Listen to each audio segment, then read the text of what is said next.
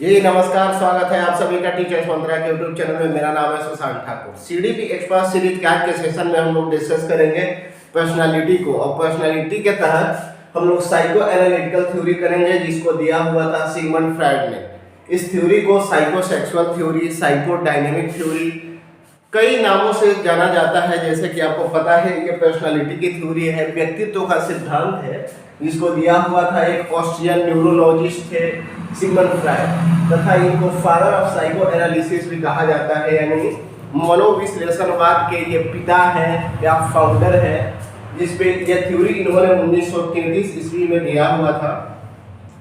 Sigmund Freud के बारे में थोड़ा सा जान लेते हैं।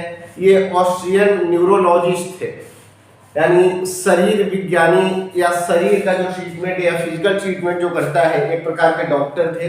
वहां से इनकी जर्नी शुरू हुई। किसी पेशेंट को देख करके इन्होंने देखा कि कुछ चीजें हैं जो फिजिकली डिजीज न भी होने के कारण व्यक्ति जो है वो तकलीफ में रहता है या परेशानी का सामना करता है।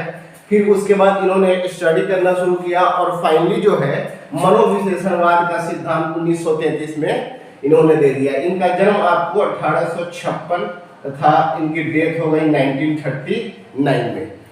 इतने टाइम पीरियड में इन्होंने एमिनेंट काम किया है और इस साइको एनालिटिकल थ्योरी को दिया है। और साइको एनालिसिस जो एक मनोविश्लेषणवाद जो है, एक स्कूल्स ऑफ थॉट है, स्कूल्स ऑफ साइकोलॉजी, उसके ये पिता है, फाउंडर है, जनक है। ये बात करते हैं आपके मन की, यानी दो प्रकार के दो पक्ष की ये बात करते हैं। एक तो ये माइंड के 3 स्टेट की बात करते हैं कि हमारा जो मन है, जो ह्यूमन माइंड है, उसके 3 स्टेट है, कॉन्शियस माइंड, सबकॉन्शियस माइंड और अनकॉन्शियस माइंड।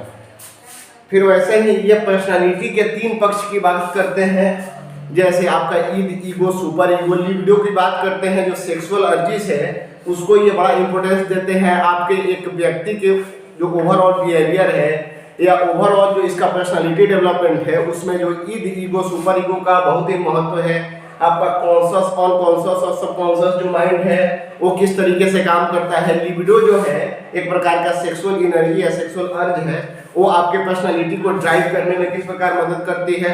ओवरऑल इन्होंने व्यक्तित्व को प्रभावित करने वाले हर एक पक्ष का बारीकी से ऑब्जर्वेशन किया है और ये साइको एनालिटिकल थ्योरी दिया है। तो हम सबसे पहले इनकी जो थ्योरी में है उसके ऊपर बात कर लेते हैं। ये कॉन्क्रीट एस्पेक्ट, 2 एस्पेक्ट इन्होंने इस थ्योरी के माध्यम से दिया है। एक है आपका कॉन्क्रीट एस्पेक्ट,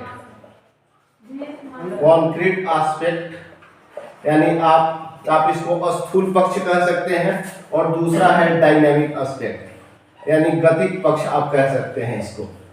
ये 2 एस्पेक्ट में ये बात करते हैं। कॉन्क्रीट एस्पेक्ट में ये बात करते हैं जो माइंड है, जो ह्यूमन माइंड है, जो मन है, उसकी 3 अवस्था की ये बात करते हैं। ये conscious mind, subconscious mind, unconscious mind. और डायनेमिक एस्पेक्ट में ये बात करते हैं पर्सनालिटी के 3 एस्पेक्ट की। ये माइंड के 3 स्टेट है, अवस्था है, कॉन्शियस, सबकॉन्शियस और अनकॉन्शियस। और इस डायनेमिक एस्पेक्ट के माध्यम से ये बात करते हैं जो पर्सनालिटी के 3 पक्ष है, जो 3 एस्पेक्ट है, ईद, ईगो, सुपर ईगो, उसकी। तो सबसे पहले हम बात कर लेते हैं कॉन्क्रीट एस्पेक्ट की। कॉन्क्रीट एस्पेक्ट में इन्होंने 3 बातें की हैं, यानी माइंड को, मन को 3 अवस्थाओं में इन्होंने बांटा है। 3 स्टेट ऑफ माइंड की बात करते हैं ये कॉन्क्रीट एस्पेक्ट में। सबसे पहले हम बात कर लेते हैं कॉन्क्रीट एस्पेक्ट की। जो इनका स्थूल पक्ष है, इसमें इन्होंने माइंड को या मन को, जो ह्यूमन माइंड है या मन है, इसको 3 भागों में बांटा है। आपका पहला है कॉन्शियस माइंड, आपका पहला है कॉन्शियस माइंड यानी चेतन मन। दूसरा है आपका सबकॉन्शियस माइंड, सबकॉन्शियस माइंड अर्थात अचेतन या सेमी कॉन्शियस भी इसको बोल देते हैं।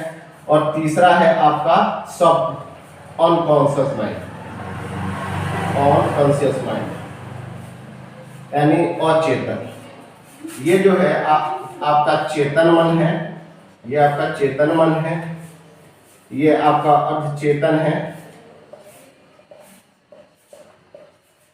और ये जो है पूरी तरीके से अचेतन है। अब ये जो कॉन्क्रीट एस्पेक्ट है इनका, इसके थ्रू ये बात करते हैं कि स्थूल पक्ष में जो हमारा मन है उसके थ्री स्टेट ऑफ माइंड की ये बात करते हैं। ये थ्री स्टेट ऑफ माइंड है, यानी मन की जो थ्री स्टेट ऑफ माइंड, यानी मन की तीन अवस्थाओं की बात करते हैं, कॉन्शियस माइंड, सबकॉन्शियस माइंड और अनकॉन्शियस माइंड। अब हम बात कर लेते हैं कि ये कॉन्शियस माइंड है क्या, या इसके माध्यम से ये क्या बताना चाहते हैं। तो ये जो मन है या माइंड है, इसकी तुलना इन्होंने तुलना आइसबर्ग से किया है।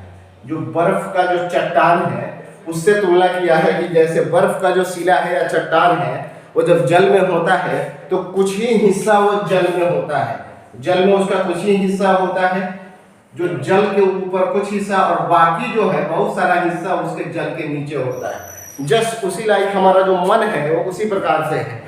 कुल हमारे मन का जो 1/10 भाग ही आपका चेतन है, 1/10 भाग ही आपका चेतन मन है, यानी कॉन्शियस माइंड है।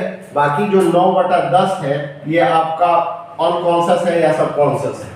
अब चेतन मन क्या है, तो चेतन मन प्रेजेंट की बात करता है, वर्तमान की जो चीजें हैं, जो बिहेवियर है, जो आपकी सेंसेज है, जो चीजें आप ऑब्जर्व कर पा रहे हैं, सुन पा रहे हैं, समझ पा रहे हैं, यानी वर्तमान में जो बिहेवियर आप कर रहे हैं वो आपके चेतन मन का परिणाम है। जैसे हमको यहाँ पे माइंड लिखना है तो ये दिमाग में इसकी जो परसेप्शन है बन रही है कि हमको यहाँ पे माइंड लिखना है, मैंने माइंड लिख दिया यहाँ पे। ये कॉन्शियस माइंड का कमाल है या खेल है, एक प्रकार से आप कह सकते हैं कि ये हम प्रेजेंट में हैं, चेतन में हैं, पूर्ण रूप से हम जो है एक्टिव है।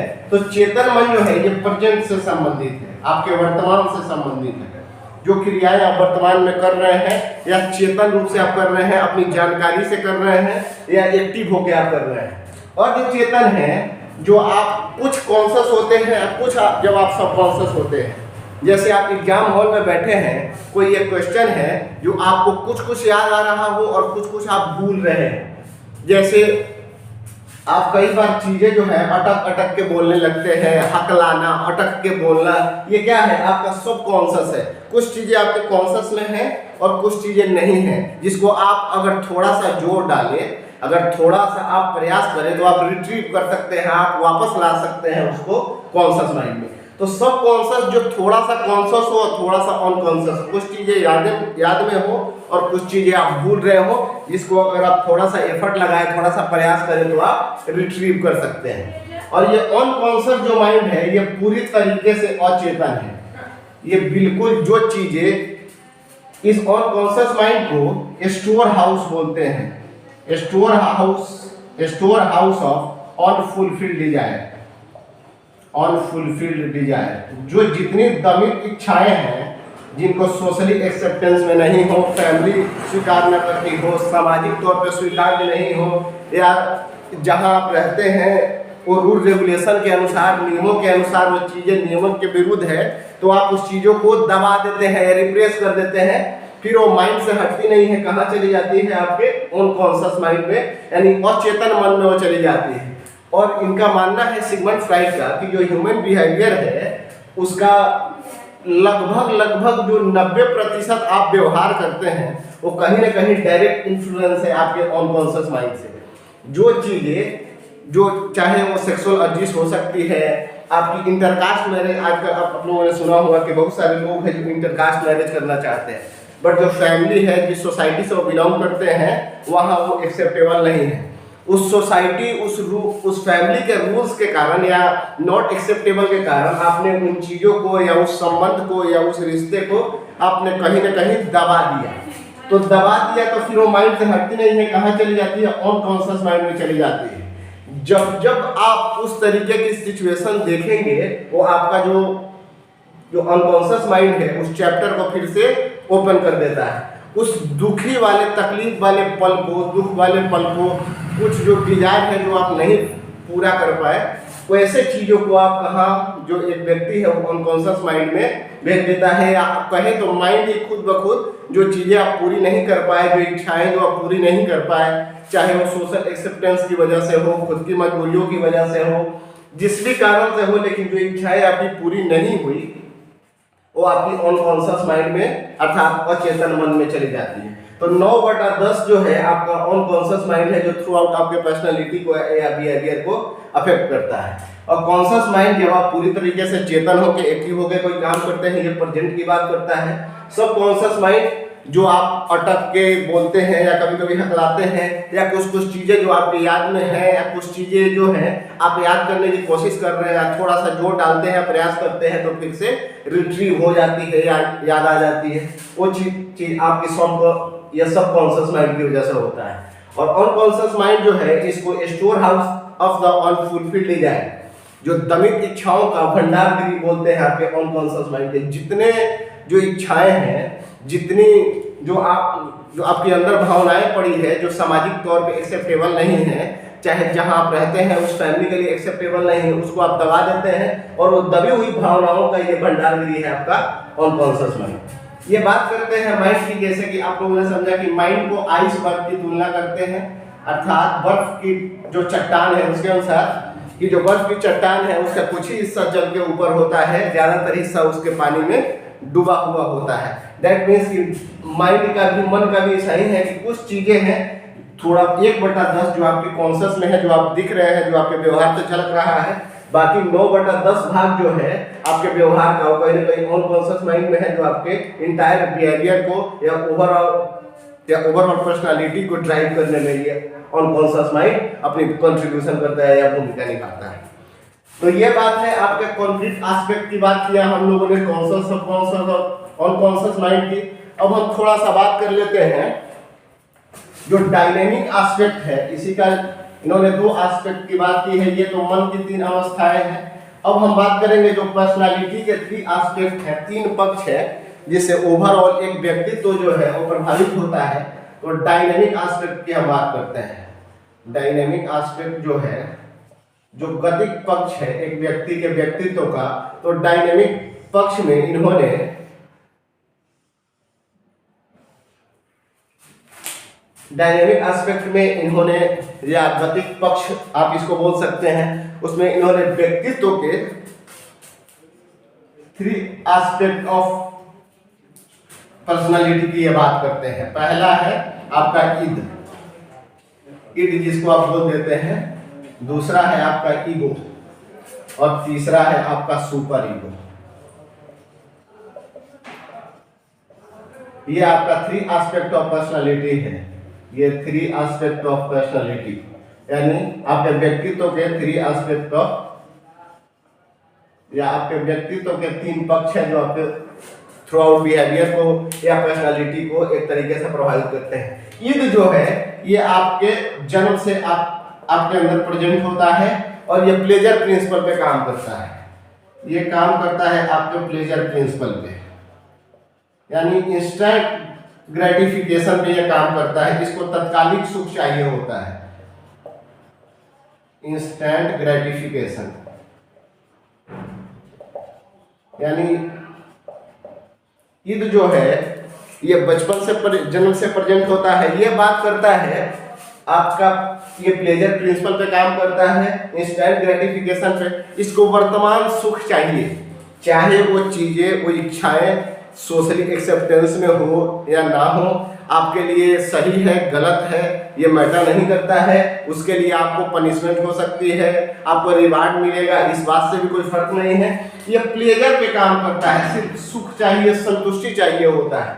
ईद जो है, अब ये इसके बेसिस पे अगर आप काम करेंगे फिर तो आप हो सकता है कल के आपको जेल हो जाए, आपको पनिशमेंट हो जाए, क्योंकि हर एक चीज जो है अगर आप मन से करेंगे और हर एक चीज जो है वो सोशली एक्सेप्टेंस में नहीं है अकॉर्डिंग टू रूल भी, जहां आप रहते हैं, जिस कंट्री में, जिस स्टेट में, जिस सोसाइटी में, तो हर एक चीज जो है अब आप अगर अपने मन से करते हैं तो ना कोई रूल है ना कोई रेगुलेशन है, फिर तो आप अलग प्रकार से बन जाएंगे। तो ईद जो है ये सिर्फ प्लेजर प्रिंसिपल पे काम करता है, और इंस्टेंट ग्रेटिफिकेशन, तुरंत संतुष्टि, जिस काम से जो सुख मिलता है उस पर यह काम करता है। प्लेजर सीकिंग, ये प्लेजर सीकिंग होता है, यानी सुख को खींचना या एक प्रकार से सुख को लेना, इस पे ये काम करता है। उसके लिए सोशली एक्सेप्टेंस हो ना हो, हानिकारक हो नहीं हो, रूल को ब्रेक करता हो नहीं करता, उससे कोई मतलब नहीं है। बस चीजें उसको संतुष्टि देना चाहिए, सुख देना चाहिए। ईगो जो है, फिर आता है ईगो। ईगो जो है ये पुलिस मैन है, ये ह्यूमन पर्सनालिटी का किसी व्यक्ति के जो ओवरऑल व्यक्तित्व है उसको बनाने में या उसको ड्राइव करने में ये पुलिस मैन का काम करता है। और ये आपका रियलिटी प्रिंसिपल पे काम करता है। ये रियलिटी प्रिंसिपल पे काम करता है आपका ईगो। ईगो वही चीज करता है जो सोशली एक्सेप्टेंस में हो, अकॉर्डिंग टू रूल हो, जो चीजें आपके लिए सही हो, आपके प्रेजेंट को भी बचाए रखे, इस काम से आपके फ्यूचर को भी कोई नुकसान ना हो। यानी जो रियलिटी है, जो सत्य है, जो वास्तविकता है, उसी प्रिंसिपल पे काम करता है आपका ईगो। इसलिए इसको इस दोनों का पुलिसमैन कहा जाता है, क्योंकि ये जो है तो ये इंस्टेंट ग्रेटिफिकेशन, आपको वर्तमान जो सुख है या जो एक पल का सुख है, एक पल की खुशी है, उसके लिए काम करता है, चाहे इसके लिए नुकसान कितना भी हो। और तीसरा जो है ये सुपर ईगो जो है, ये बिल्कुल मोरालिटी प्रिंसिपल, ये आपका मोरालिटी प्रिंसिपल पे काम करता है।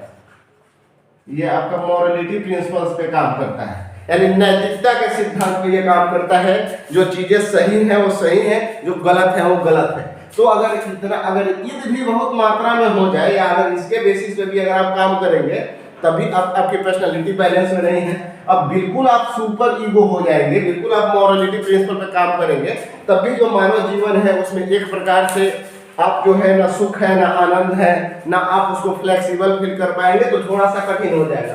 तो इस दोनों के बीच का ये पुलिसमैन का काम करता है ईगो। एक बैलेंस क्रिएट करता है जिससे आपको कुछ चीज करने में खुशी भी मिल जाए, और वो सोशली एक्सेप्टेंस में भी हो, या थोड़ा बहुत जो है वो एक बैलेंस क्रिएट करता है। तो ईद और सुपर ईगो के बीच में ईगो जो है वो बैलेंस क्रिएट करता है और चीजों को मैनेज करके चलता है, ताकि ओवरऑल जो पर्सनालिटी है, कुछ इच्छाओं को पूरा होना भी जरूरी है। अगर बार बार इच्छाएं दमित होने लगे तो फिर एक टाइम बाद जो है आप डिप्रेशन, एंजाइटी वगैरह जो है वो कहीं ना कहीं इसी के अंदर आता है। तो उस डिप्रेशन, उस एंजाइटी से बचने के लिए आप जो है एक प्रकार से अपनी इच्छाओं को, कुछ इच्छाओं को पूरा करते हैं, जिसके लिए ये जिम्मेदार है आपका ईगो। ईगो जानता है कि आपके पर्सनालिटी को बैलेंस करने के लिए, एक तरीके से कुछ खुशी गेन करने के लिए, हैप्पीनेस लाने के लिए क्या करना है। तो इसके बेसिस पे भी अगर सिर्फ काम किया जाए तब भी नुकसान है, सुपर ईगो के बेस पे काम किया जाए फिर भी आप डिप्रेस हो सकते हैं आगे आने वाली लाइफ में।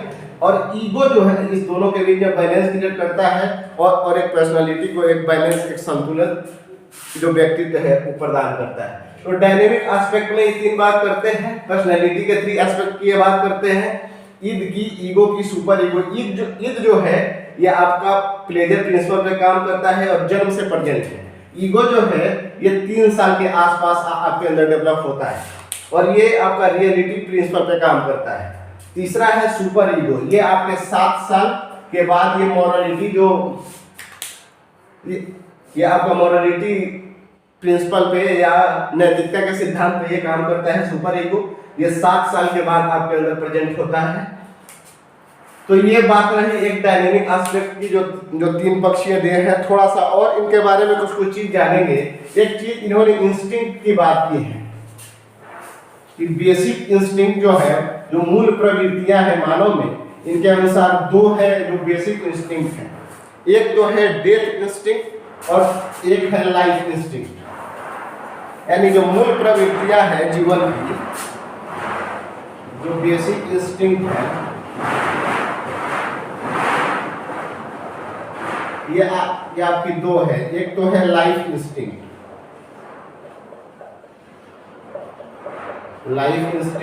और दूसरा है डेथ इंस्टिंक्ट।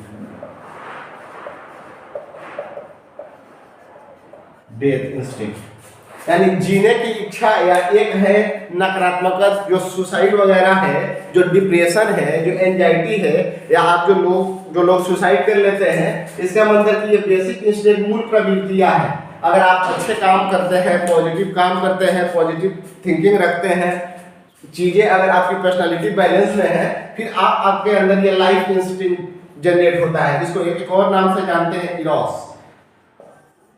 इसको इरोस भी बोलते हैं दूसरा नाम। इसके अंदर आपका सेल्फ डिफेंस आता है। आप जो एक्सरसाइज कर रहे हैं, योगा कर रहे हैं खुद को फिट करने के लिए, यानी जब आप जीवन को लेके, जब आप पॉजिटिविटी फील करते हैं, तो आप इस जीवन को बेहतर बनाने के लिए तमाम तरीके की चीजें करते हैं, या अपने स्वयं की रक्षा के लिए। क्या कि आपको ये शरीर, आपको ये लाइफ इंपॉर्टेंट जब दिख रही होती है, तो आप इसको बेहतर तरीके से बनाने की कोशिश करते हो। वहीं जब आपके अंदर ये डेथ इंस्टिंक्ट आ जाता है, एक प्रकार की ये निगेटिव एनर्जी है, और ये आपका पॉजिटिव एनर्जी है। तो ये नेगेटिव एनर्जी, इसके अंदर ही डिप्रेशन आता है। ये जो डिप्रेशन है, ये जो एंजाइटी है, जो आजकल बहुत तरीके की जो मेंटल डिसऑर्डर आ रहे हैं, डिप्रेशन, एंजाइटी, बहुत तरीके की आप देख रहे हैं। एग्रेसिव बिहेवियर जो है आपका, एग्रेसिव बिहेवियर, जब जीवन को लेके, जब लाइफ को लेके आप चीजें को पॉजिटिव फील नहीं कर रहे होते हैं, या आगे आने वाले लाइफ के लिए अगर आप बेहतर नहीं सोच पाते हैं, फिर ये मूल प्रवृत्ति जो है डेथ इंस्टिंक्ट, या इसको एक और नाम से जानते हैं थैनेटॉस, इसको थैनेटॉस के नाम से भी जानते हैं। ये डेथ इंस्टिंक्ट है, यानी लाइफ इंस्टिंक्ट में जो चीजें आप एक्सरसाइज कर रहे हैं, जिम कर रहे हैं, LIC पॉलिसी कर रहे हैं, आप एजुकेशन ले रहे हैं, तमाम तरीके की चीजें कर रहे हैं अपने लाइफ को बेहतर के लिए, जब आपको उम्मीद है या एक प्रकार से खुशी है अपने लाइफ को बेहतर करने में, यह मूल प्रवृत्ति है आपकी लाइफ इंस्टिंक्ट। और दूसरा है आपका डेथ इंस्टिंक्ट। इसमें आपका डिप्रेशन, एंजाइटी, सुसाइड वगैरह, जो आत्महत्या लोग जो करते हैं, ये सुसाइड जो है इस टेंडेंसी का जनरेट एक प्रकार से इंटरनल जनरेट होता है। इस डेथ इंस्टिंक्ट को आप थैनेटॉस के नाम से भी जानते हैं, और इस लाइफ इंस्टिंक्ट को हमें कॉर्नाइडोस के भी नाम से जानते हैं। जिसके अंदर पॉजिटिविटी है, उसके अंदर लाइफ इंस्टिंक्ट जनरेट होगी, चीजों को लेके, लाइफ को लेके अच्छे विचार आएंगे, सकारात्मक सोच आएंगे, सकारात्मक काम आएगा। और जिसके अंदर निगेटिव विचार आ जाएंगे, जो डिप्रेस होने लगा, एंजाइटी में रहता है, एग्रेसिव बिहेवियर करता है, सुसाइड टेंडेंसी जनरेट होगी, इसका मतलब कि उसके अंदर डेथ इंस्टिंक्ट जो है वह हावी हो गया है, या नकारात्मक विचार से वह ग्रसित हो गया है। ये एक बात हुई। एक और बात इनकी थ्योरी में जो इम्पोर्टेंट है, जो साइकोसेक्सुअल थ्योरी जो है, उस पर सबसे ज्यादा ये जोड़ देते हैं लिबिडो पे। एक टर्म इन्होंने दिया हुआ है लिबिडो, जो टोटल पर्सनालिटी को एक प्रकार से कहीं ना कहीं जो है इनकी थ्योरी का सबसे बड़ा जो एक आशय है या ये एक कंक्लूजन है, वही एक शब्द की ये बात करते हैं लिबिडो।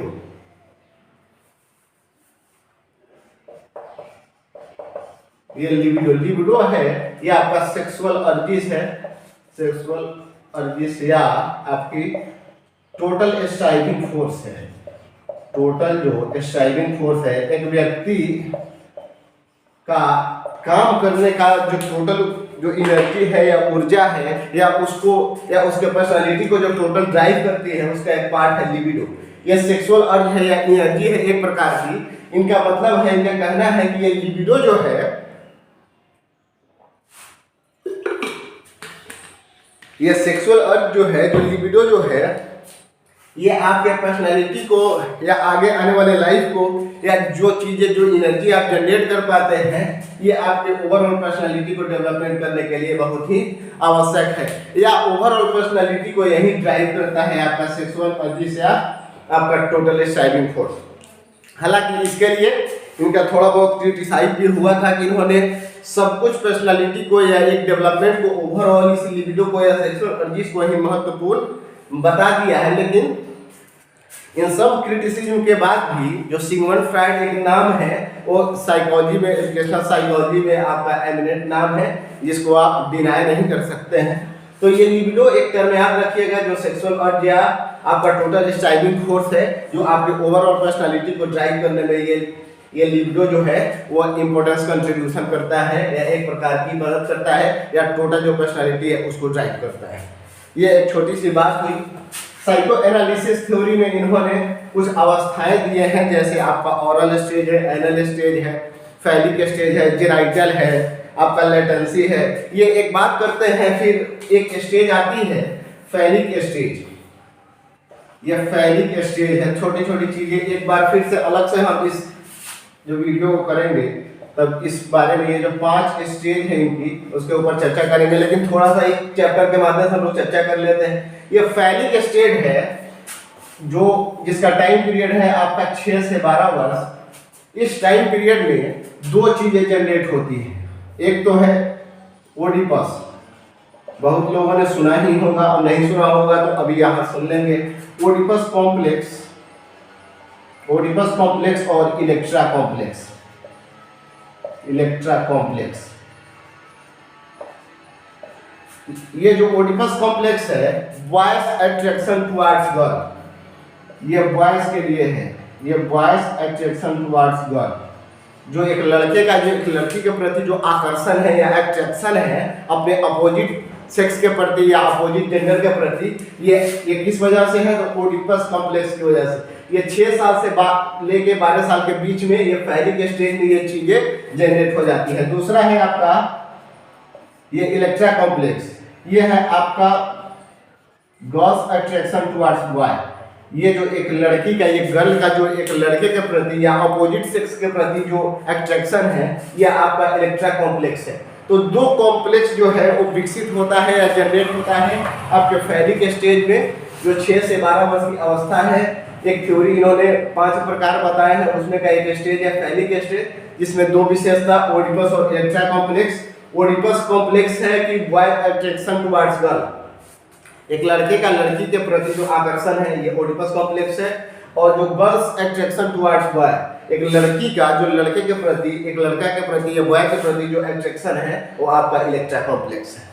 ये छोटी सी एक थ्योरी थी, तो ओवरऑल मिला के जब हम बात करेंगे तो अलग से एक चैप्टर पे हम बात करेंगे। जो साइको एनालिसिस थ्योरी में इन्होंने 5 जो अवस्थाएं दिए हैं आपका oral, anal, phallic, genital, latency, उसके ऊपर हम लोग अलग चैप्टर करेंगे।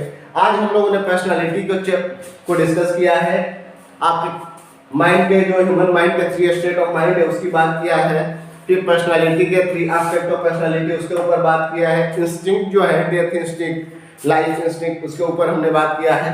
अगर इस वीडियो में जो आज की जो सेशन थी, जो सिगमंड फ्रायड की साइको एनालिटिकल थ्योरी है, इस सेशन में अगर किसी प्रकार की कोई दिक्कत हो तो आप कमेंट सेक्शन में पूछ सकते हैं। अदरवाइज अगर वीडियो पसंद आया हो तो चैनल को सब्सक्राइब कर दें, लाइक करें और दोस्तों के साथ आप शेयर कर सकते हैं। मिलते हैं कल एक नए सेशन में, एक नए ऊर्जा, नई एनर्जी के साथ। तब तक आप अपना पढ़ाई करते रहे, निरंतर ध्यान रखें, खुश रहे, खुशहाल रहे। Good bye and take care.